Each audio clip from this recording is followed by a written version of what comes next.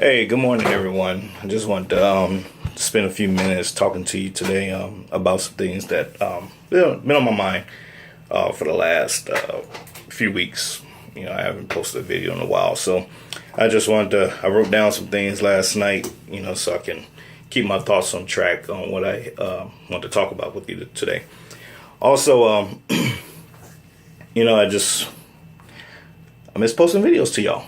I like talking to you all about things, face to social media, I guess you could say, instead of face to face. But anyway, like I was saying, it was been some things on my mind that I wanted to get off my chest, so to speak, about just the whole spectrum, the overall spectrum of what's been going on in the world. And I just want to, take the time to, share my thoughts, my opinions, and go from there.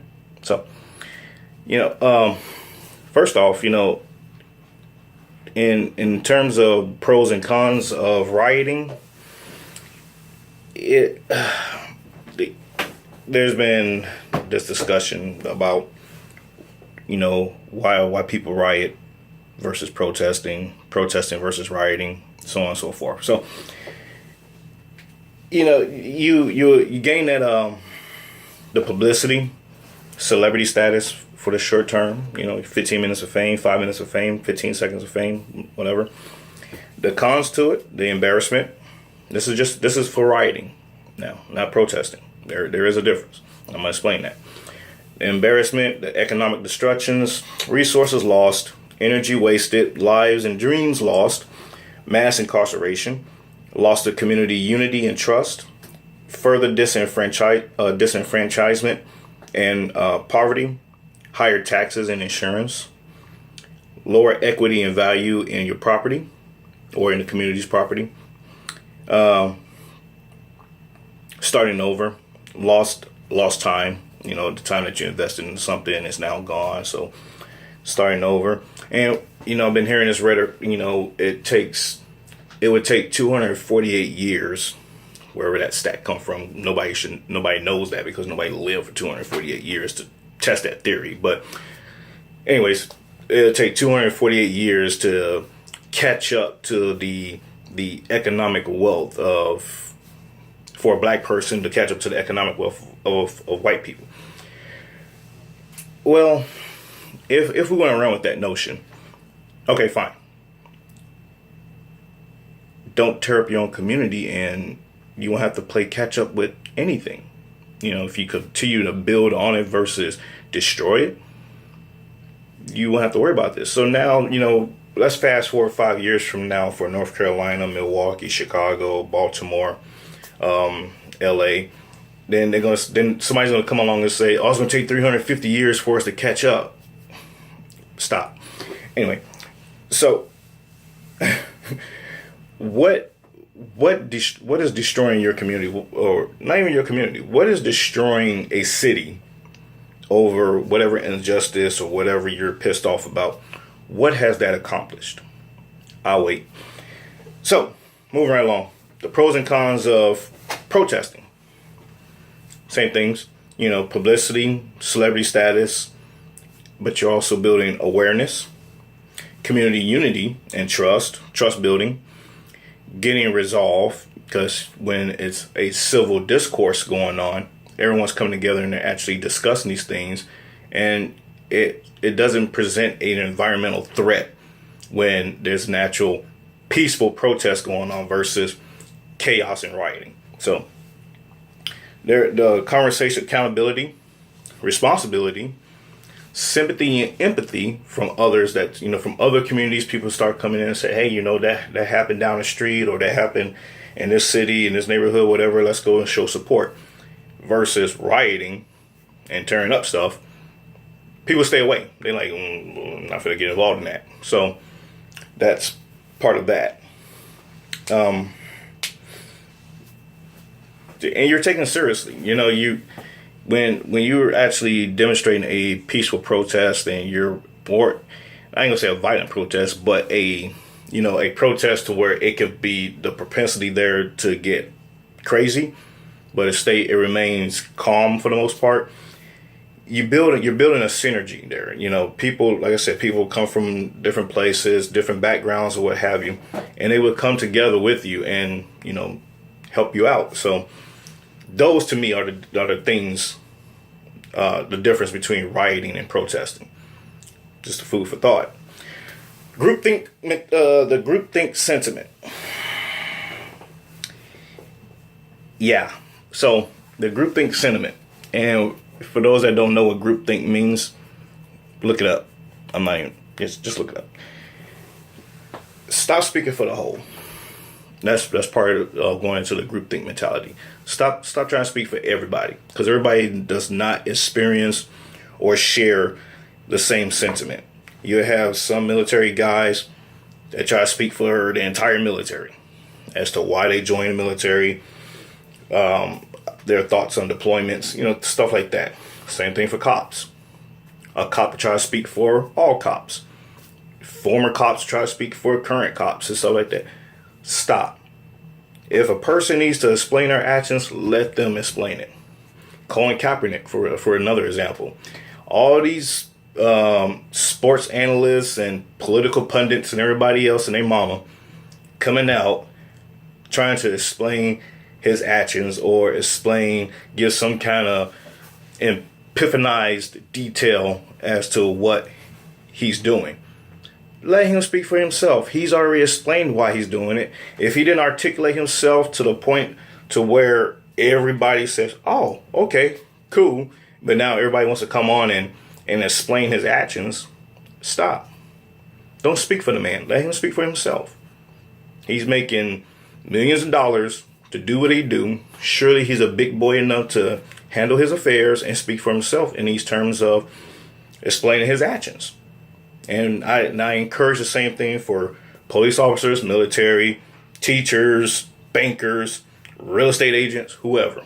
You know, don't speak for the whole group, because everybody's different. Everybody has different experiences, different backgrounds. And even if you had two people sitting in the same classroom, going through the same education, at some kind of seminar or whatever the case, they're still going to derive two different things. So don't speak for me. I won't speak for you. We can generalize. That's fine. You know, you can generalize and say, generally speaking, you know, this group here at XYZ, but don't pawn it off as that is the fact. Okay. So anyway, moving right along. It goes back to all problems are not everybody's problems, you know, and I got it. You know, we try to pin everything down to race or some kind of, to religion, politics, whatever the case. Once again, it goes back to not everybody feels that way. Not everybody experiences that. Not everybody carries that notion. So don't speak for me. Don't speak for others. If somebody wants you to speak for them, I'm sure they'll call you, email you or something and say, hey, do you mind saying this on my behalf? And then, hey, do what you do. There is no white problems. There is no black problems. It's American problems. And that's how we have to go forward with that forward line of thinking of that things that's going on in our society within the confines of our border is everybody's problem. It's not just this community, this race or whatever the case problem. It's everybody's problem. Everybody needs to chip in and help resolve those problems. That's the only way that you're going to move forward in life and build something together, because the division, the segregation and stuff like that, you're not going to get anywhere with that. You know, so we need to stop with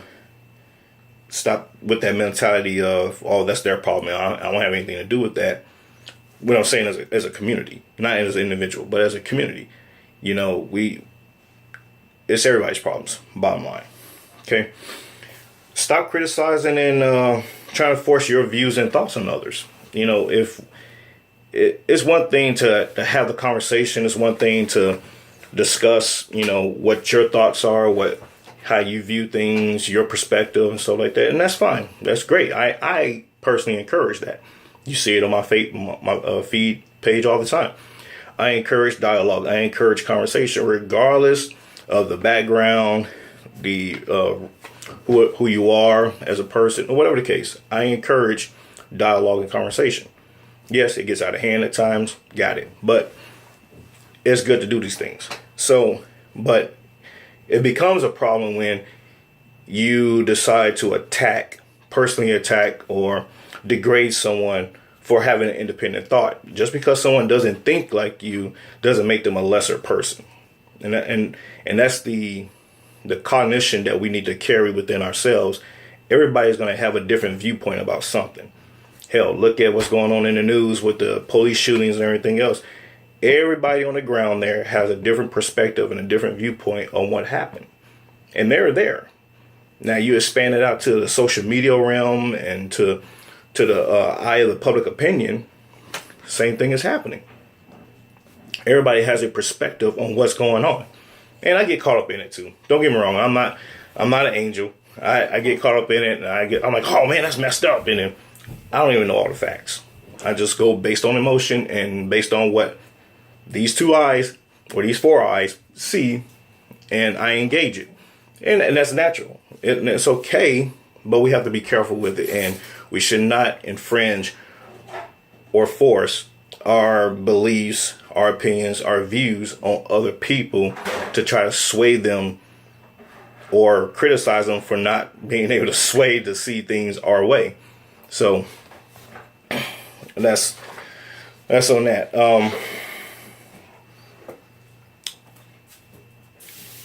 Stop with the divisive and segregative language and behavior. You know, our ancestors, whether you're black, white, Hispanic, Asian, Native American, whatever creed that you associate yourself with, all of them fought for equality, fought for, unity, fought for inclusion, fought for desegregation. And here it is, we're sitting here now doing the reverse. We're like spitting and pissing on their graves, telling them, screw you, you didn't know what you were doing. We want to be divided. We want to be segregated. We don't want to have anything to do with each other. I don't know what the hell you were thinking when you did this crap. Look at where we at now. Really? Seriously? We need to change the mindset here. The next race or a person of another creed or what have you, generally and historically, does not carry the intention to hate. It is, we all know and we all recognize and we all acknowledge at some point in our lives that hate is taught. You're not born hating anyone. You don't wake up or you don't come out the womb and be like, oh, I hate you. Come on, sis. So that's where we need to change the mentality there with that.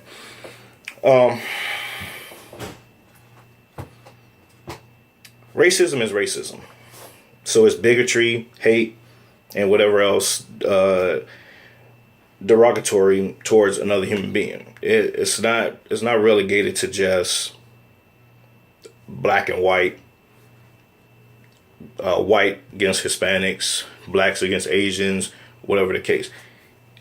It goes both ways. If white people or a white person says, I hate black people because of this, that's an individual thing. And it goes back to my previous point of speaking for the whole group. And we start calculating, we start, thinking that everybody feels that way or everybody carries that sentiment when it's a individuality issue and not a group issue. Yes, you may have an assimilation of people that come together and they express those sentiments together. But once again, it's still an individual thought process as to why they carry those sentiments. Not one person in a group will feel the exact down to the letter the same way as the next person. There's going to be a varying degree of why they feel that way and why they arrive to the feelings that they arrive to portray the sentiment that they're carrying. So we need to take a step back and realize that hate and racism, bigotry, demagoguery, whatever, just the overall derogatory attitude towards another human being is an individual based, individual started, individual driven thing. And then, yes, it assimilates others to, it attract others to feel that way. And that's where you get these groups, organizations, communities, things of that nature to portray what it is that they collectively think, which is still a generalized notion about the other group that they're feeling that way towards. So that's just a breakdown there. Hate speech, that goes to varying degrees on what hate speech is. You can look it up and see what your local laws, your local community, or wherever, your state, federal, what is defined or what is construed as hate speech. Because believe it or not, we'll sit around and just in casual conversation and say some things that somebody else may construe as hate speech. And then now you getting hemmed up or in trouble for it. And you're like, I ain't saying anything. I'm just exercising my First Amendment right and blah, blah, blah. But the Supreme Court has already identified certain things, certain wording, certain characteristics of expression that is not supported by the First Amendment. So you have to be careful in your dealings and conversation and action with other people and just other groups, period. So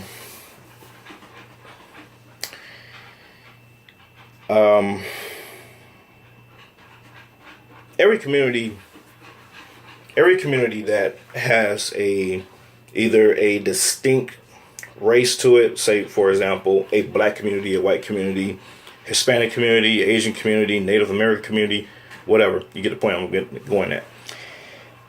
Within those groups, there's violence. There's racial sentiment, racial hatred towards another group because the collective, once again, let's go back to the collectivism of it all. They generate an ideology about somebody else because they're not mixed in with that other, or what we like to say, mixed company on a regular basis. So you start to develop things, or some kind of sentiment, some kind of ideology about the other groups that may not be true. It could be true, but you derive it to be a negative thing because you're not immersed in that environment to where you see, oh, hey, that's my neighbor next door, yeah, they're white or whatever. This is my neighbor over here, yeah, they're Asian. This is what they do. This is what they do. This is what I do. We get together sometimes, we barbecue, whatever, and there's no big deal. But when you're constantly in a cluster of the same common background or creed or race or whatever, you generate negative views and negative ideas about other races because you're not around them enough. You're not outside of your element. So I encourage you to take the time to know or learn other backgrounds, other races, whatever the case, and get out of your element so you can see and help diminish some of the ideologies and stereotypes that you may have developed, and that will help you be a better person, in the long run. All right, so and it also goes back to, if you find a common ground with other people, it doesn't matter the race. And I'm speaking outside of your own race. If you find common ground, you can build off of that. The foundation to everything is having a strong common ground that you both can relate to, you both identify with, and you can build from there. And I've seen some of the greatest relationships flourish just from that construct alone. So give it a try. One of my biggest things now that I'm going to discuss, 20 minutes almost into this video, I got it, but social responsibility. And I'm not talking from a corporate perspective either. Social responsibility, you see something, say something. We hear that euphemism thrown around so much.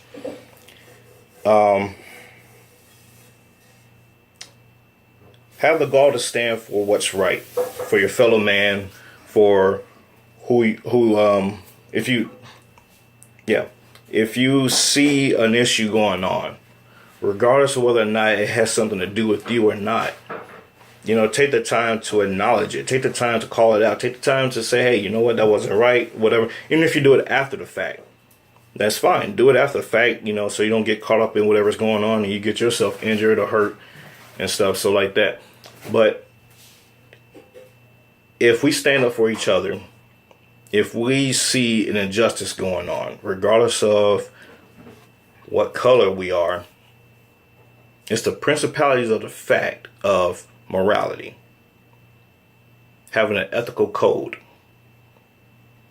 having an understanding of what's right and what's wrong, regardless of who we are.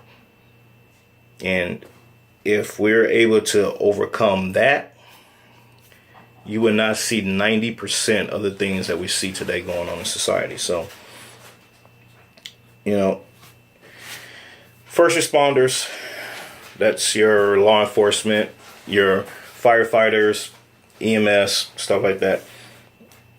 They're entrusted with the responsibility to the people of their community, city, state, government. We hold them to a higher standard. Everybody sees it as, well, they're just doing their job. Sometimes we don't know what their job encompasses. And, there's different levels of different types of law enforcement. So the bottom line here, what I'm getting at is, we have to hold our first responders to a standard. Enforce that standard. Make them hold themselves to a standard. I don't know if anyone's ever realized or even paid attention to your modern day. I just go with police vehicles and uniforms. Back when I was growing up, it had to serve and to protect on it. You don't see that now. All you see is police, sheriff, things like that, deputy sheriff. That's all you see on the vehicle. Or you may see the little city that is represented. But you don't see to serve and to protect on them anymore. Why is that? I'll wait. So,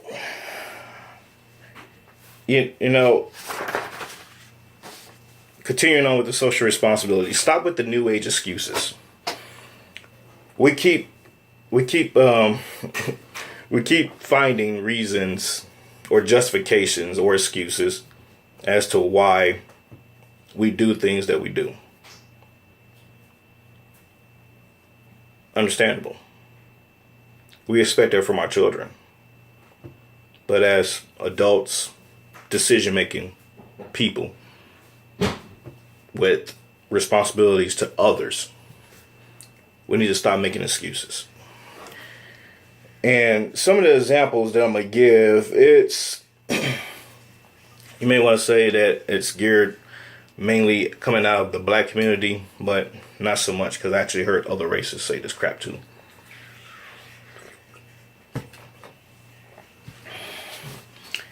For example, we kill each other because of proximity. Just because we're close together doesn't give me the right to kill you, doesn't give you the right to kill me. People have been living in close proximity for thousands of years, since the inception of mankind, since the inception of life. People have been living close together, on top of each other, crammed in the house. Hell, you might want to take a trip down to Mexico and see how some of those households live, or go overseas and see how some of those communities live, and you will understand proximity then.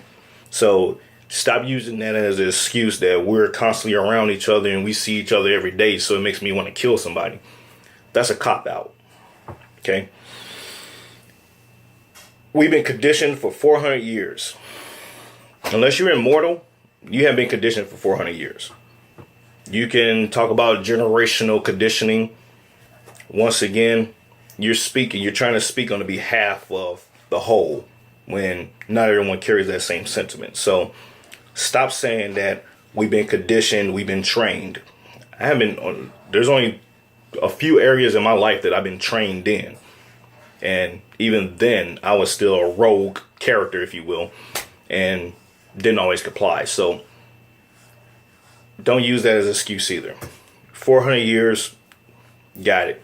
You want to talk about, you want to relegate 2016, the 2000 era, you want to relegate that to something that happened 400 years before your time, slavery. We could fast forward up to 151 years ago,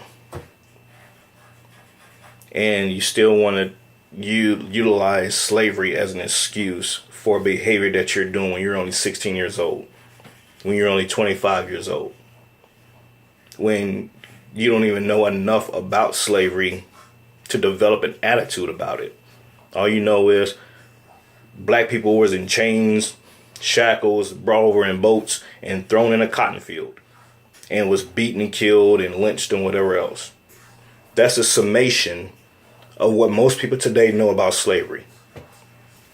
And just having the conversations every day with a lot of African Americans, that's pretty much all they can tell you about slavery. So if you want to derive the negative impact or the negative imagery of slavery to develop your current attitude or your current lifestyle, your current behavior, you might need your head checked. So I'm going to say about that. The other excuse, we were taken from Africa. I wasn't. Maybe my ancestors. Don't get me wrong. Follow me here. What does being taken from somewhere have to do with the way you act or the way you respond, the way you conduct yourself? I don't get it. Most people don't get it. Okay, you were taken from Africa. Let's say in 2016 you were in West Africa. You were in, I can't even think of a country right now off the top of my head over there. We'll just throw out there Uganda. Let's say you was in Uganda. You was in Ghana. Okay, we'll go with Ghana. You was in Ghana, and a boat, plane, ship, truck, bike, whatever, came over there, snatched you up, put you on, and brought you back to the United States.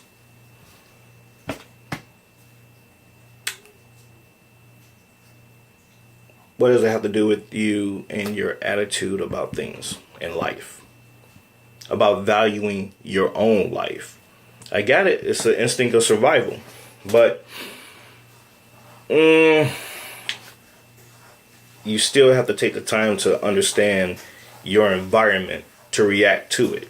So until then, stop using we were taken from Africa as an excuse, because not everybody, just because you're black and you're in the United States does not mean, and this is where it goes back to doing your history and doing your research and learning some things, does not mean you came from Africa.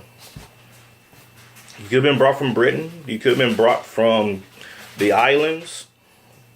Could have been brought from Canada. You know, you could have been brought from the United States. There were blacks all over the world. You could have been brought from the Middle East. So to relegate yourself, your very being of who you are, to just being in Africa, and that you utilizing that as an excuse to your behavior, saying that we were brought from Africa, it limits your thought process to others that you don't know what you're talking about, and you don't understand some things, because there's people in the Middle East that are darker than you, darker than me. Not African, ounce of African in them. They're Middle Eastern. They're Arabic, Sudanese, not Sudanese, I'm sorry. They're of the Arabic realm over there. So, get it together. There are no jobs or education. And now, granted, I will concede to a community that has no businesses in it, a city that has no businesses in it. I can understand where there will be a complaint, a legitimate complaint of a lack of jobs and a lack of opportunity. I will concede to that. However, comma, if you can formulate your lips, move your arms, move your feet, you can walk. You can go outside of your area and get a job. You can utilize public transportation. People have been doing it way before cars were invented. People walk to work. Some walk 10 miles one way to work.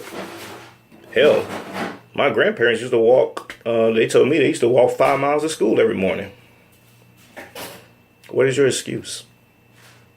There's too many things, too many technological advances that has been made to where we can utilize the lame duck excuses of the 1800s for a lack of trying for today. And granted, I'm not saying that everybody would get a job just because you walk to one. I'm not saying that. No. But what I am saying is stop limiting yourself to the possibilities of things that are out there because you feel as though you're entitled not to do it. But then yet you're entitled to sit around and complain about it. If you complain about your condition, do something about it to change your condition and you won't have to worry about complaining about it in the first place. It's called putting forth a damn effort. So, we are oppressed. To this day, I'm having a hard time with that one. Who is we? Why are we oppressed? I asked this question, why are we oppressed? And it went to, because white people are against us, white people are keeping us down. Let me ask you this question now, since we're going to go with white people are against us. If you have an all black community, if you have an all Hispanic community, if you have an all Asian community, an all Native American community, how is it possible that there is no white interference whatsoever on a day-to-day basis and within these communities? How is it possible? Please explain this to me, because I don't know. How is it possible that white people are oppressing you within your own community? You could say there's systems in place. You could say there's things going on that will give that ideology that it happens. Whatever excuse you want to make for yourself that an outside force is causing your condition or your plight to what it is, get out of it. I have not seen any laws. I have not seen any legislation. I have not seen anything that says that